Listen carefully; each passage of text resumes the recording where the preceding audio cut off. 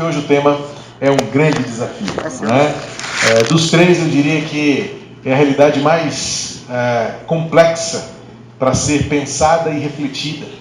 Ontem, uma rápida recapitulação, nós fizemos um apanhado numa jornada histórica, né, da revelação bíblica, chegando até os nossos dias. Olhamos para o Antigo Testamento, identificamos ali o sumo pastor, o eterno Criador, o nosso bom pastor, que depois se encarna em Jesus, revela-se como um homem pleno e mostra-nos a que ponto chega a entrega e a intenção, o propósito de um pastor, dar a sua vida pelas suas ovelhas. Depois, ao longo da história da era cristã, pontuei e pincelei algumas personagens importantes que traçaram, então, uma linha em comum de que a vida ministerial deve prezar pela simplicidade, pelo cuidado, pela presença, pelo zelo, pelo amor para com o povo de Deus.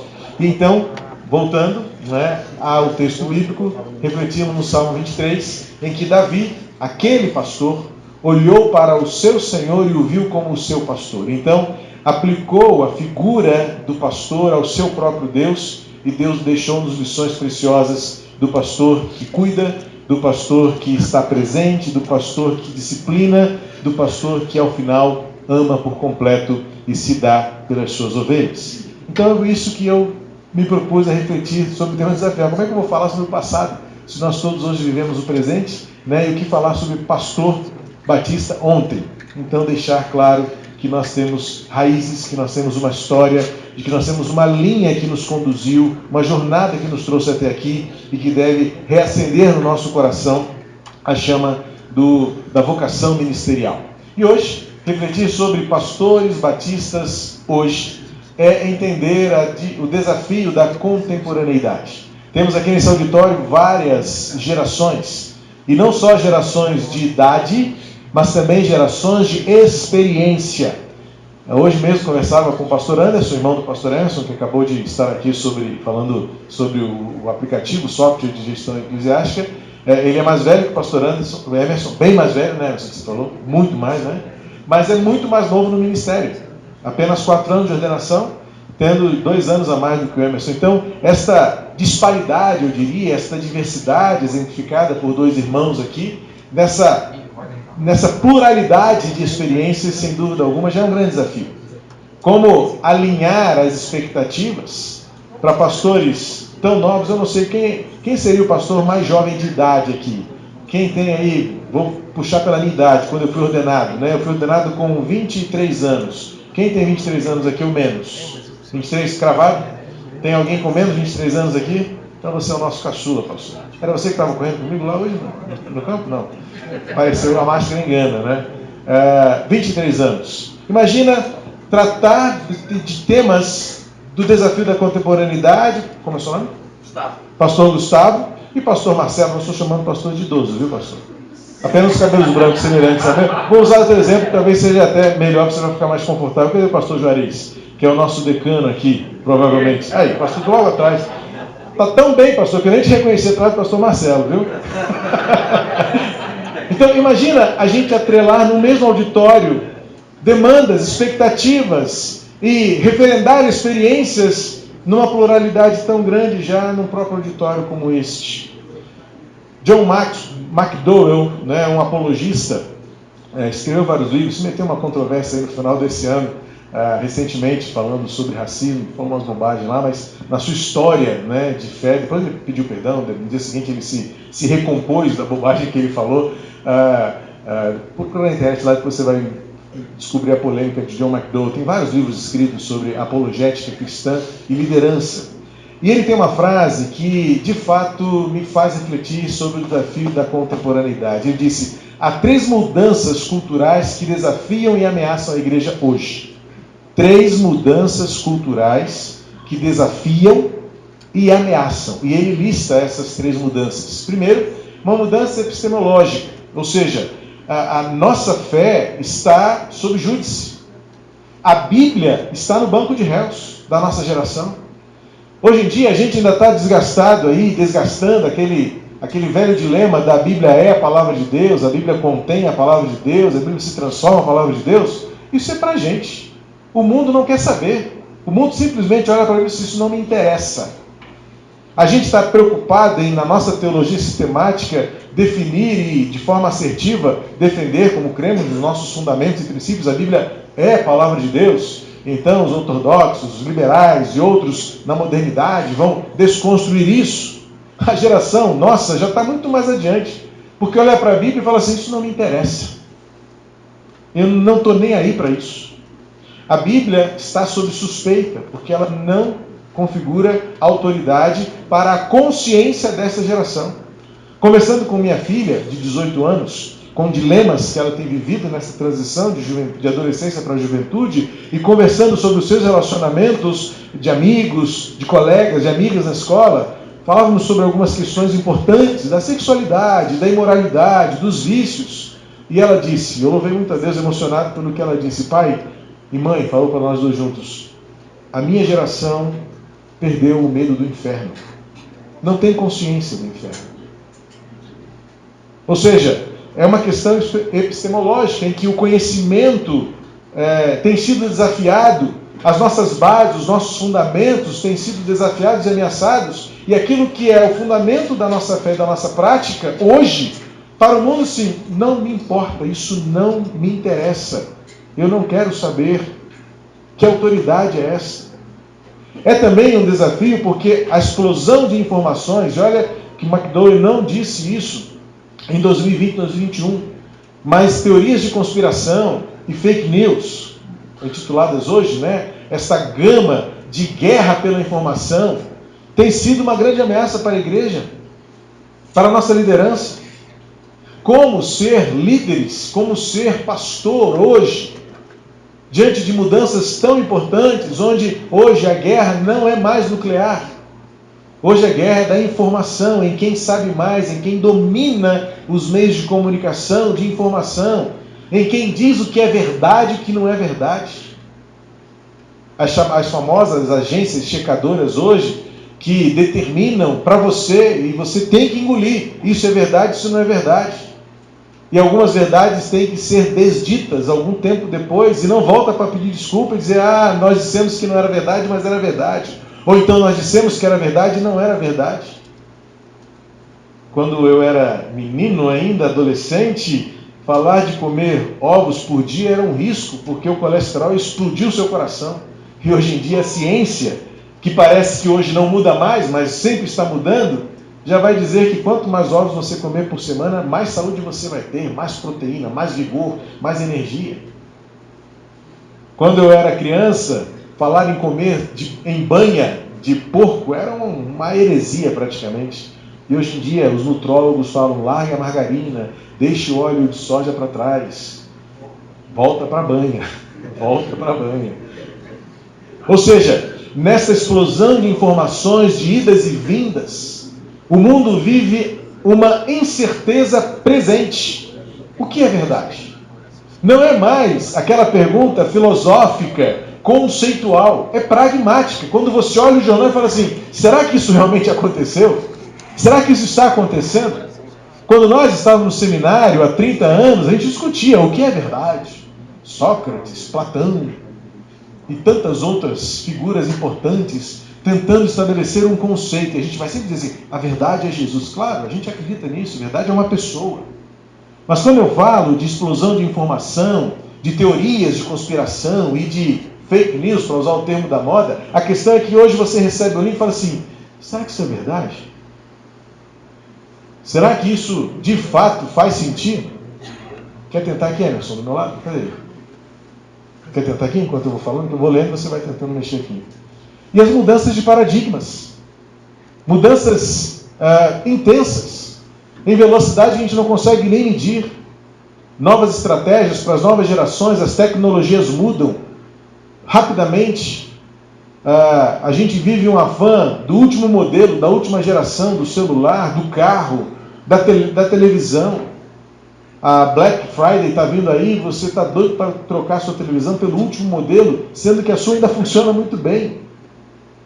Mas porque é um paradigma de mudanças imperativas. Se você não mudar, você tem a sensação de que você ficou para trás. Alguns têm até vergonha de tirar o celularzinho velho, cansadinho, que agora todo mundo ostenta o último modelo e paga em 24 vezes, em 36 vezes. Por quê? É uma ditadura de informação, de consciência, de paradigma de que você tem que mudar. A questão é que isso é uma realidade do mundo. E o que está acontecendo com o mundo? Talvez você já tenha ouvido falar de uma sigla que foi cunhada nos anos 90 por militares estrategistas americanos para entender o contexto da guerra no Afeganistão. Mudando o cenário de guerra do Oriente Médio ali, mais do Iraque, Irã, depois a invasão do Kuwait, aí migrando para o Afeganistão, estrategistas americanos tentaram estabelecer uma nova definição de mundo. Então criaram um anagrama chamado VUCA, que são 4 palavras em inglês, e aí já traduzido para o português ficaria VICA, não é? Porque é um mundo volátil, incerto, complexo e ambíguo. Isso é fruto de um mundo que mudou com o advento da internet, um mundo que se tornou sem fronteiras, um mundo que se tornou interdependente. As bolsas quebram na China e afetam o nosso petróleo, nossa soja aqui. O boom americano, no mercado imobiliário americano, quebra o nosso mercado e a gente fica sem dinheiro no banco. Essa interdependência causada por essa interconexão de um vírus que atravessa fronteiras e orbita o planeta faz com que esta definição de mundo já nos anos 90 se torne tão realidade. Volátil porque tudo muda o tempo todo, numa velocidade que a gente não consegue medir. O que era ontem já não é mais hoje. E a igreja, nesse contexto, vai sendo empurrada, levada, pressionada para um posicionamento para a manutenção daquilo que nos trouxe de ontem para agora. Como é que a gente lida com tudo aquilo que a gente descobriu ontem, revisitou, reafirmou acerca da nossa fé, da nossa convicção, das nossas bases? Ainda que alguns não gostam, mas eu gosto muito, né? Dos nossos fundamentos, alicerces. E aí, no mundo que muda tanto, o que a gente faz se as coisas estão mudando tão rapidamente? É um mundo onde nada mais é previsível. A imprevisibilidade é marca do mundo presente. Qual certeza nós temos? Tudo bem que Tiago já disse isso lá no capítulo 4 da sua epístola, né? Não diga se você for que você irá, diga se Deus quiser. Ou seja, faz parte da consciência de um cristão saber que a nossa vida não é governada por nós mesmos. Mas olhe para o mundo à sua volta e perceba que nós não temos mais certeza de nada do que vai ser amanhã. Pensa no ano que vem. Que certeza a gente tem do ano que vem no mundo eleitoral, no processo eleitoral que a gente tem pela frente? O cenário é totalmente incerto, absolutamente desconhecido. É complexo porque não existe mais uma linearidade. Não existe mais um contexto onde você saia daqui e sabe que você vai chegar no lugar certo, porque é tudo tão conectado. E se você dá um esbarrãozinho, a luz cai. A complexidade dos relacionamentos. O mundo não é mais simples. Tudo agora demanda respostas mais difíceis, porque as perguntas são muito complexas. Falando da velocidade de mudança, por exemplo, você sabia que o rádio, pensando no alcance de cerca de 55 milhões de usuários, o rádio levou 38 anos para alcançar este número de 55 milhões de usuários. A televisão, por sua vez, levou cerca de 13 anos. Diminuiu bastante já com a tecnologia e o avanço do conhecimento. Aí a internet, no advento lá dos anos 90, eu lembro que a gente estava já no seminário, começou a surgir a internet, aquela internet ruim que só. A gente ficava feliz quando tinha 16K de velocidade. Hoje você não aguenta ficar esperando, se não tiver 200 mega, e já é uma boa velocidade. Aí a internet veio e ela alcançou 55 milhões de usuários em 4 anos. O mundo partiu de uma era do rádio, que levou 38 anos para alcançar 55 milhões de usuários, e a internet, em 4 anos apenas, alcançou esse número. Mas não parou por aí não. Porque justamente com a velocidade da internet, que agora é outra questão, Quando o Facebook surgiu, ele levou só 3 anos e meio para esse número de usuários.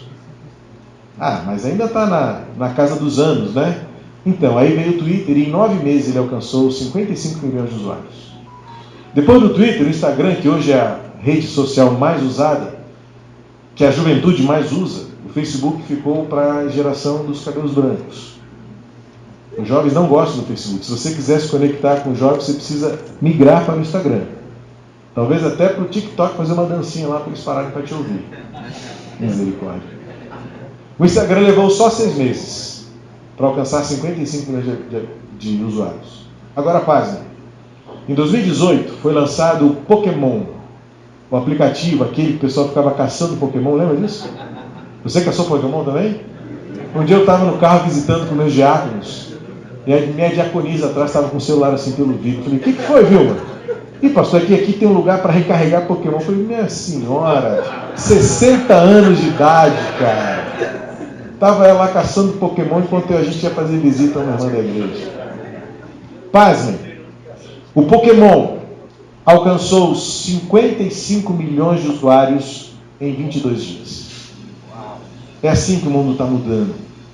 E isso são números de 2018, porque agora a gente está chegando no advento da internet 5G, que é um negócio que a gente não consegue ainda dimensionar o que vai ser. Tanto é que a gente nem vai ver de pronto. Primeiro vão para as empresas, os governos é que vão usar. Até chegar na nossa ponta da linha aqui vai demorar um bocado mais. Não é, Emerson? Homem da tecnologia. A gente vai demorar a ver isso no resultado. Mas, se a velocidade é essa, talvez nem demore tanto quanto eu acho que vai demorar. O mundo também é ambíguo, por exemplo, e aí a última definição, né, de VUCA, ambíguo, porque, olha, foi embora aquela dicotomia de falso verdadeiro. Lembra, há alguns anos, o filme que mais fez sucesso, um filme horroroso, eu não consegui assisti-lo até o fim, 50 Tons de Cinza. Todo mundo falava do filme, é um filme nojento, desculpa a sinceridade, não recomendo mesmo. Eu comecei a ver e parei, não tive fígado e muito menos espírito para ver aquele filme até o fim. Mas olha a nuance do negócio, não é mais preto e branco, são 50 tons de cinza. O Facebook nos Estados Unidos tem cerca de 56 definições de gênero. A gente está aqui, de fato, defendendo as nossas bases de fé, de convicção e consciência bíblica de que existe homem e mulher. Nos Estados Unidos, o Facebook diz o seguinte, tem 56 definições de gênero. É por isso que a sigla hoje é LGBTQIA+. E o mais é essas reticências aí, como essa geração usa reticências. Então, a nossa geração, os nossos filhos estão crescendo hoje num mundo absolutamente volátil, é rápido, ele é incerto, os nossos filhos estão preocupados porque eles não têm certeza de nada, e então isso está gerando doenças psíquicas profundas, sérias.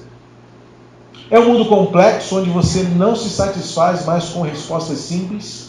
O negócio agora é complicar, é debater, é discordar, é contradizer, é resistir. E é ambíguo, porque foi-se o tempo onde tudo era simples, preto e branco, falso verdadeiro, certo e errado, homem e mulher. A ambiguidade colocou diante da nossa geração inúmeras possibilidades. Seja o que você quiser, fale o que você quiser, pense o que você quiser, e aí sabe qual é a desculpa? Ninguém tem nada a ver com isso. Então, por conta desta realidade, as organizações estão sendo demandadas que sejam cada vez mais resistentes e firmes diante desse caos. As próprias organizações, eu não estou falando de igreja não, isso é um conceito de liderança. Um conceito de liderança organizacional. As organizações que quiserem sobreviver a este tempo, elas precisam resistir com firmeza. Olha que coisa, as pedras começam a clamar. Diante de tanta flexibilização, as empresas precisarão encontrar resiliência e firmeza diante desse caos, para manterem sua identidade e suas convicções. Também será necessário reinvenção, porque precisa associar esta firmeza, ao mesmo tempo, com a necessidade de adaptação com o mundo que mudou. Eu era criança e carregava, ajudava o nosso diácono lá, Otacílio, a carregar a boca de ferro para ir para o ar livre. Ficamos lá na esquina, um sol escaldante em Senador Camará, Bangu, Rio de Janeiro, na frente da estação lá, papai de paletó e gravata, pregando naquela esquina da padaria em Camará.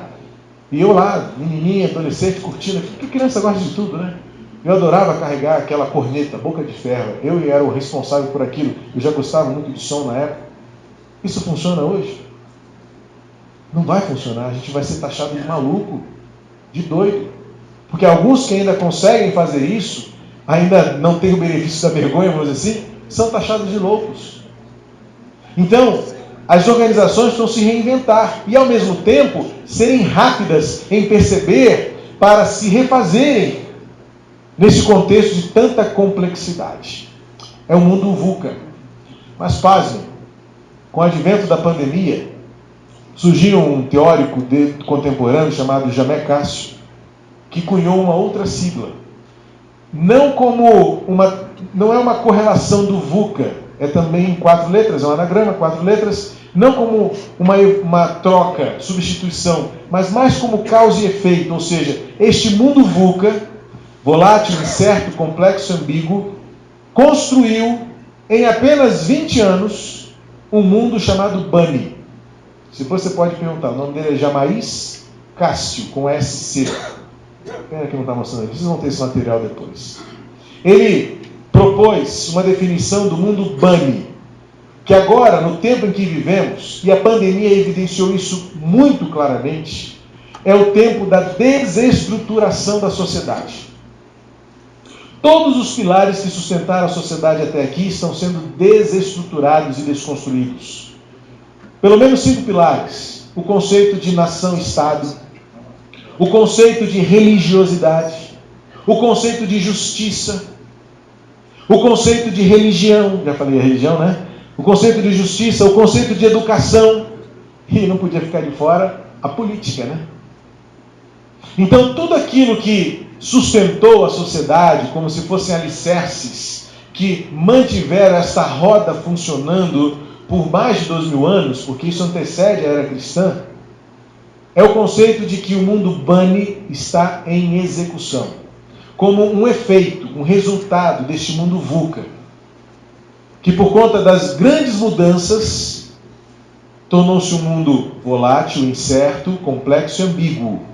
E agora isso fez deste mundo, desta geração, frágil, da palavra brittle, em inglês, de onde vem bunny, ansioso, não linear e incompreensível. Olha o caos que se apresenta para nós, pastores, hoje. O efeito do mundo VUCA, deste mundo volátil, incerto, complexo e ambíguo, foi uma geração que está nascendo e que a gente não sabe o que vai vir depois, que tornou-se frágil, ansioso ou ansiosa, geração ansiosa, não linear e incompreensível. Por exemplo, veja o Brasil. O vírus surgiu lá na China, o vírus atravessa fronteiras e chega ao nosso Brasil e causa o transtorno que causou. Essa semana eu conversei com um irmão da minha igreja que está indo trabalhar na China. A China importou um vírus e agora o Brasil está trabalhando a diplomacia para que um empregado de uma determinada empresa multinacional vá trabalhar na China. Não existe mais fronteiras. Nenhum país está seguro. As Torres Gêmeas mudaram a concepção de segurança. Os atentados, o mundo vive em medo, por isso a ansiedade. Por isso esse pavor que toma conta de todo mundo. Essa semana, um missionário do Oriente Médio, que está nas redes sociais, Tileno Vergara, alguns de vocês devem seguir, ele postou ao vivo, praticamente, um atentado. Os meu pai do céu, fugiu o nome. Os talibãs, né? Estavam andando numa bicicletinha, daquela que tem lá, naquelas regiões, né, aquela motoquinha com uma carrocinha atrás, e aí de repente passa um carro branco na esquina, eles tiram os fuzis debaixo daquela roupa grande e metem bala em cima do carro. Praticamente ao vivo, não sei se foi feito ao vivo, mas a gente vê tudo na internet. Como isso não vai gerar ansiedade na gente? Como isso não vai gerar medo na nossa geração? Se a violência está tão presente, e eu, morando no Rio de Janeiro, nem preciso saber o que acontece lá no Paquistão. Como eu disse anteontem, né, saindo de Camará, um flamenguista com uma pistola 45 enorme, com um carregador estendido assim, na cintura. Quase que eu falei para ele, rapaz, tira essa camisa. Muda de time ou muda de vida, né? Mas a nossa geração está crescendo assim. Agora já não é mais VUCA, agora é BANI, frágil, ansioso, não linear, incompreensível. E olha que eu nem cheguei para falar no futuro, hein? No amanhã. Mas eu queria que você abrisse sua Bíblia em 1 Crônicas 12:32. Para mim, esse versículo tem permeado a minha mente há pelo menos 5 anos. Quando eu me deparei com o desafio da contemporaneidade. Ou seja, já é passado, mas eu continuo todos os dias sendo desafiado por esse versículo que se encontra em 1 Crônicas 12:32. Porque ele tenta responder a essa pergunta que vem à minha mente para nós hoje. Como saber o que fazer? E aí? Que respostas? Eu lamento dizer que se você esperava respostas hoje, nós não vamos ter todas elas. Mas eu espero pelo menos compartilhar com você algumas descobertas que têm me motivado a seguir em frente, enquanto viver até que Cristo volte, ou enquanto eu viver firmes no propósito do chamado que Deus nos trouxe e nos fez viver. 1 Crônicas 12:32. Você tinha lido esse versículo aí da tribo de Issacar, 200 chefes com seus parentes. Todos eles entendiam bem os acontecimentos daquele tempo e sabiam qual era o melhor caminho para Israel seguir. Eu estou lendo aqui na nova versão transformadora. O Assis já foi embora, né? Então, por isso que mudou a versão. O assistente dele está por aí, né? O assistente dele. Mas a NA também está muito boa. Mas é que eu preferi essa, porque a tradução ficou um pouquinho mais especial, diria assim. Tem várias versões interessantes. Eu tenho outro arquivo aqui, deixa eu ver se está fácil de achar, em que eu fiz uma seleção de outros textos, de outras versões, para você ver como é preciosa, né, essa pesquisa que a gente faz. Na Nova Almeida Atualizada, né, que é que eu tenho feito as minhas leituras, e tem sido a minha Bíblia companheira, que é essa NA. Os filhos de Issacar, que sabiam discernir o tempo para saber o que Israel devia fazer, 200 chefes e todos os seus irmãos sob suas ordens. A NVT eu acabei de ler, a NVI diz assim: esses homens sabiam como Israel deveria agir em qualquer circunstância. A nova tradução da linguagem diz assim: esses líderes sabiam que o povo de Israel devia fazer e a melhor ocasião para fazê-lo. E a mensagem de Eugene Peterson simplesmente diz assim: eles eram estrategistas. Bacana, né? Davi tinha no seu exército 200 homens, chamados como filhos de Issacar, que, diz o texto, por conhecerem o seu tempo, sabiam o que Israel deveria fazer. Então eu queria, a partir desse texto, compartilhar com você o que precisa ser levado em consideração num dia como hoje, para que nós, pastores batistas, pelo menos saibamos dar os próximos passos diante de um mundo tão difícil como este que estamos vivendo, já designado como mundo VUCA. Parece que VUCA já é aquela coisa de muvuca, vuca-vuca, né? Um negócio meio assim que a gente sabe, né? Está bagunçada a parada. E a igreja está assim. Se você é pastor como eu, sabe que isso tudo está dentro da igreja também. Essa realidade da volatilidade, da ambiguidade, da incerteza, da ansiedade, da não linearidade. Você planeja a igreja e daqui a 2 meses você descobre que as receitas caíram, que o seu líder queridão ali, o braço direito morreu, não está mais com você. Ficaram só os maletas, os bons foram embora. Você chega e diz assim: preguei a Bíblia toda, o que eu prego agora? Papai, quando era professor de seminário, no campus avançado, lá de Campo Grande, um irmãozinho querido, mas muito simplesinho, foi ordenado pastor. 2 anos depois procurou o papai no seminário: pastor Purim, arruma uma igreja para mim, pastor. Aí o papai: por que, meu irmão? Eu já preguei a Bíblia toda, não tem mais o que pregar. 2 anos. 2 anos pregando a Bíblia toda. Eu não sei como ele conseguiu isso.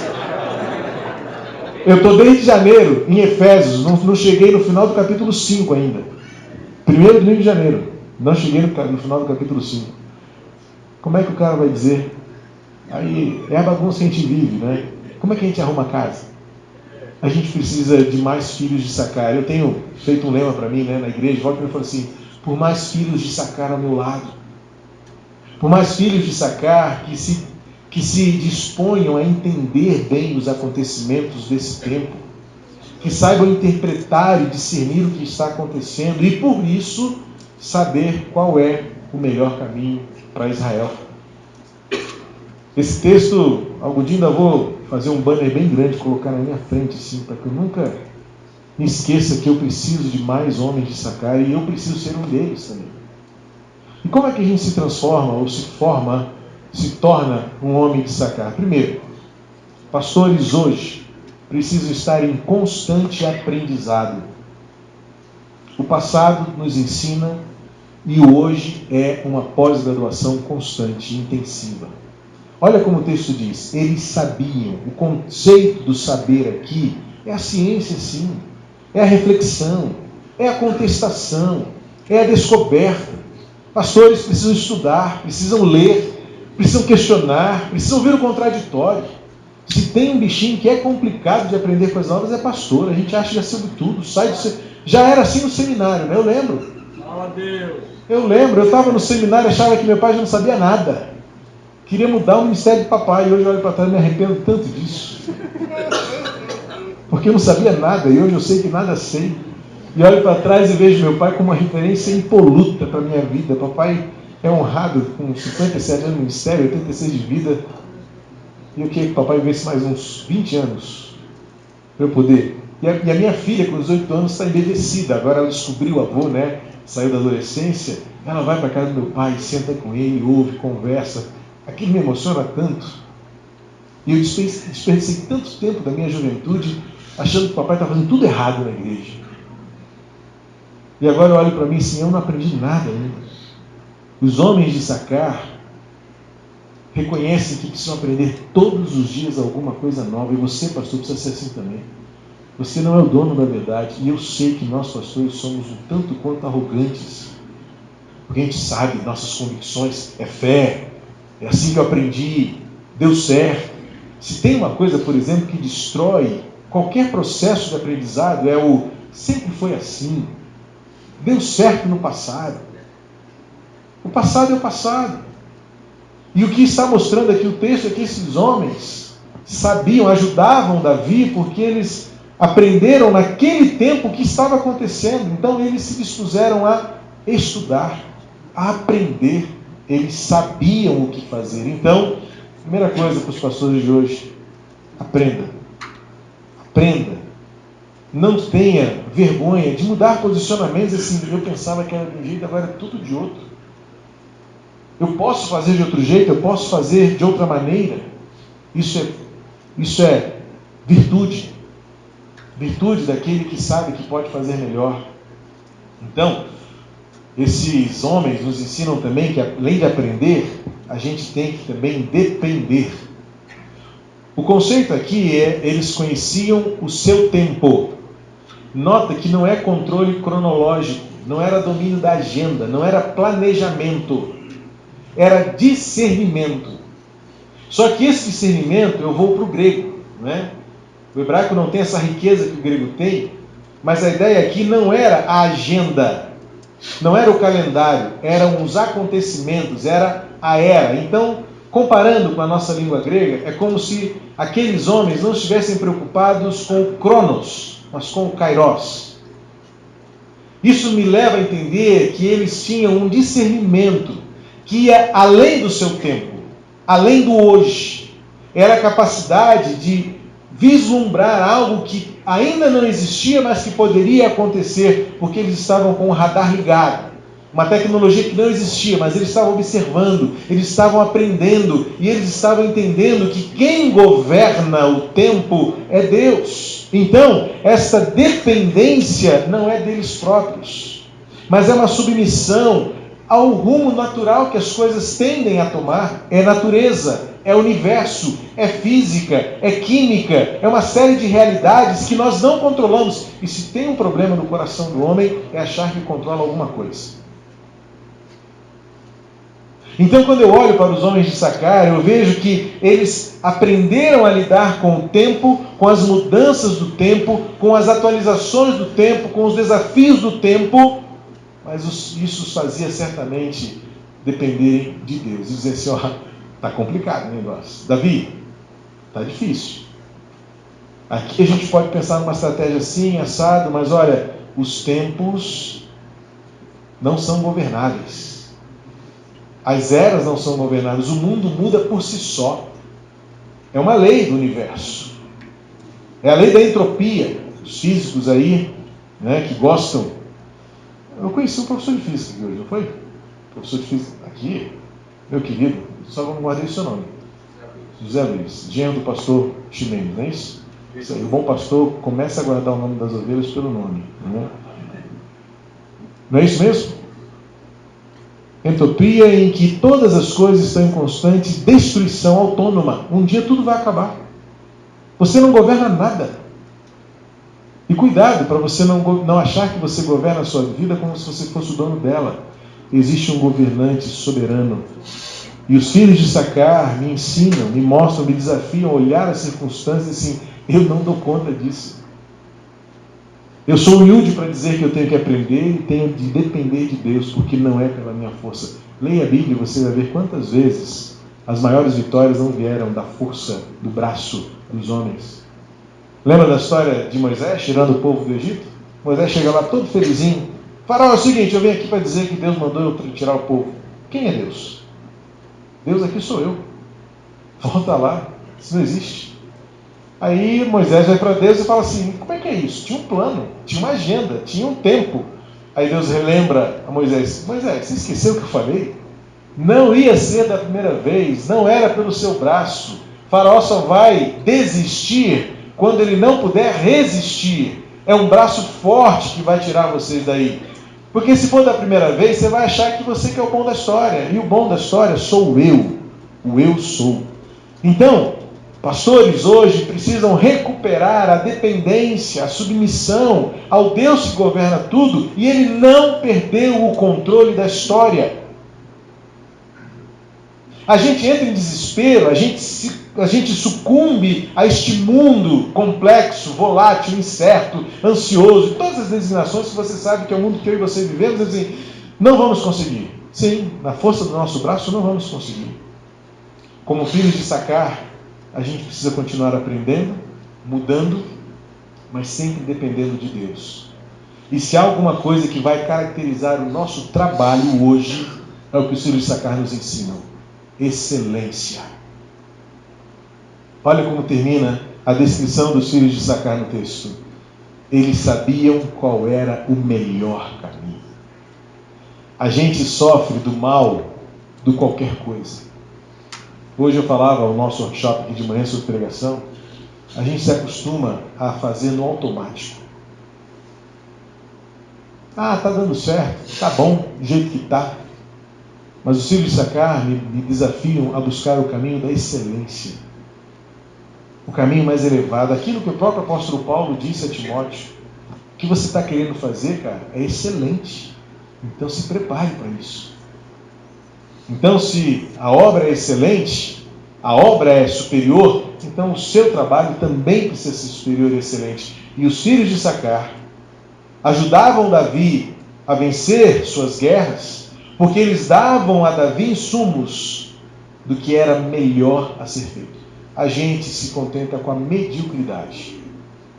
E a mediocridade é começar a agir no automático. A gente não lê mais a Bíblia para buscar textos novos ou novas ideias. A gente não ora para buscar intensamente a força que renova o nosso coração. A gente não se interessa por coisas novas que estão acontecendo. A gente não se interessa em melhorar os processos, os procedimentos, em dar o nosso melhor de tempo, de qualidade, de vida, de saúde. A gente sucumbe a esta lei da termodinâmica, que já que tudo um dia vai acabar, então que acabe tudo de uma vez. Então a gente se acostuma com aquilo que é ruim, com aquilo que é feio, com aquilo que é mal feito. E hoje, no mundo em que vivemos, o destaque, a relevância, a contextualidade será a partir daquilo que os filhos de Sacar ajudaram Davi a ser.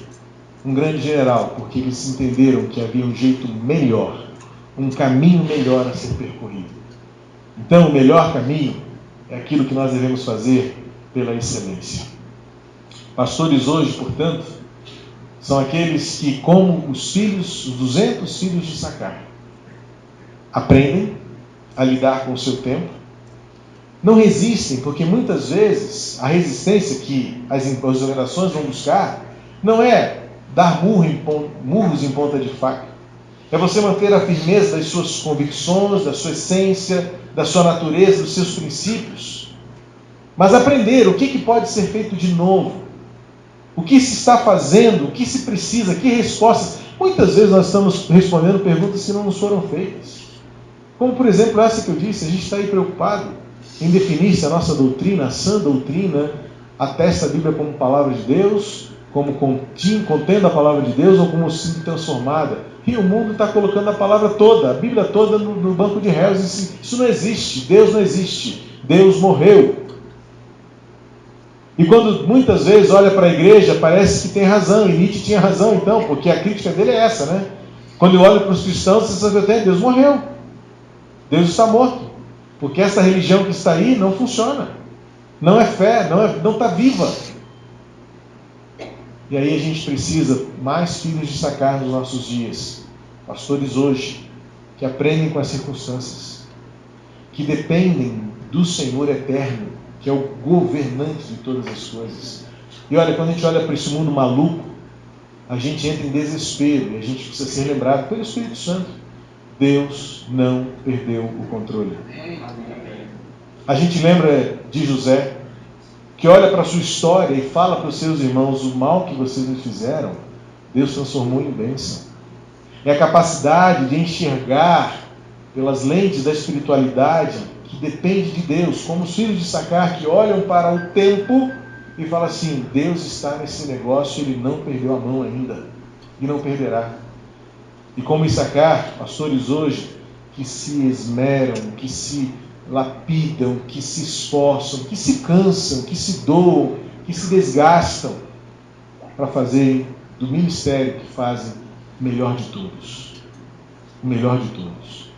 E quando eu penso nessa excelência, eu quero fazer uma ponte, sem forçar muito a hermenêutica aqui, mas lembrar que o apóstolo Paulo, dirigindo-se aos Coríntios, ele mostrou o caminho excelente. O caminho excelente não é a efetividade dos nossos dons, da nossa capacidade, da nossa habilidade. Isso não está nos filhos de Issacar. Eu não estou aqui inferindo, fazendo uma exegese ao texto, porque não tem nada a ver com Issacar, mas eu queria repetir com vocês, porque isso talvez resuma tudo.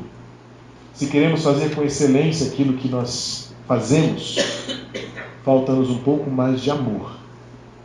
Amor a Deus, amor à sua palavra e principalmente amor às pessoas. Porque se os filhos de Issacar, na sua estratégia de guerra, eram constantes aprendizes, eram dependentes de Deus porque sabiam que os tempos eram dificultosos e buscavam a excelência, o apóstolo Paulo vai me mostrar o que é o excelente. É o amor. E que pastores batistas hoje sejam conhecidos, então, pelo amor. Dá até para a gente começar uma outra mensagem aqui agora falando sobre isso. Porque Jesus disse que nós seremos conhecidos pelo amor que temos uns pelos outros. O parâmetro e o padrão é a unidade do corpo. E nós, pastores, precisamos dar o exemplo para as nossas igrejas. Amando-nos, unindo-nos, celebrando a vida, sentando-nos à mesa, discutindo com respeito, com integridade, muitas vezes opiniões diferentes e diversas, mas que o nosso vínculo seja sempre o amor, porque ele é o caminho para a excelência em tudo aquilo que fazemos. Se amarmos com excelência a Deus, seremos os melhores servos. Se amarmos a Bíblia com excelência, seremos os melhores pregadores. E se amarmos as pessoas com excelência, sem dúvida seremos os melhores pastores para hoje.